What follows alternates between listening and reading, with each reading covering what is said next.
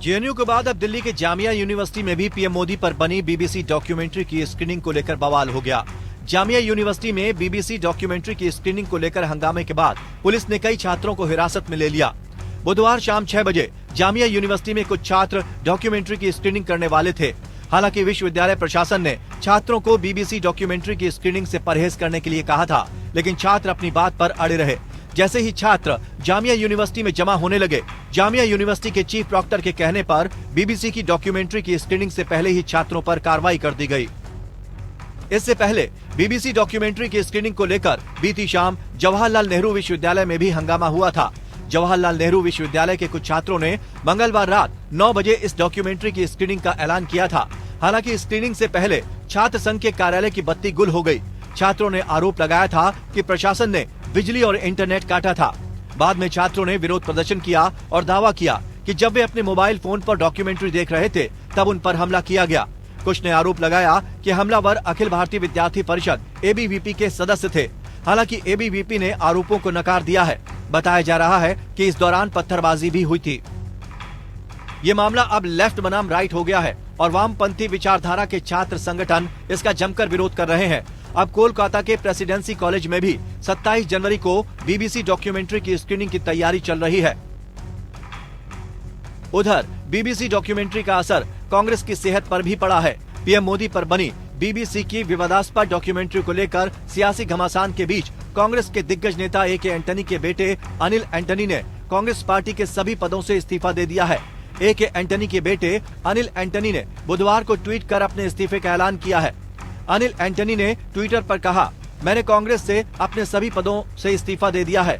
मुझ पर एक ट्वीट को वापस लेने के लिए असहिष्णुता से दबाव बनाया जा रहा था, वो भी उनकी तरफ से जो अभिव्यक्ति की आजादी के लिए खड़े होने की बात करते हैं। मैंने मना कर दिया। दरअसल बीबीसी की ओर से पीएम मोदी और 2002 के गुजरात दंगों पर बनाई गई डॉक्यूमेंट्री पर अनिल एंटनी ने मोदी सरकार का साथ दिया था। अनिल एंटनी ने कहा था कि भारतीय संस्थानों की राय के मुकाबले ब्रिटिश प्रसारक के विचार को महत्व देने से देश की संप्रभुता प्रभावित होगी। इसके बाद कांग्रेस के भीतर ही उनका विरोध हो रहा था और ट्वीट वापस लेने का दबाव बनाया जा रहा था। अनिल एंटनी का इस्तीफा ऐसे समय में हुआ है जब केरल कांग्रेस की विभिन्न शाखाओं ने घोषणा की है कि वे 2002 में गुजरात में हुए दंगों पर बीबीसी की विवादित वृत्तचित्र का प्रदर्शन करेंगे। देखिए, इस प्रसंग में बहुत उदारता से सोचने की आवश्यकता है। सत्य कभी न कभी बाहर आता है, तो उसका सामना करने के लिए राजनेताओं को और राजनीतिक दलों को हमेशा तत्पर रहना चाहिए।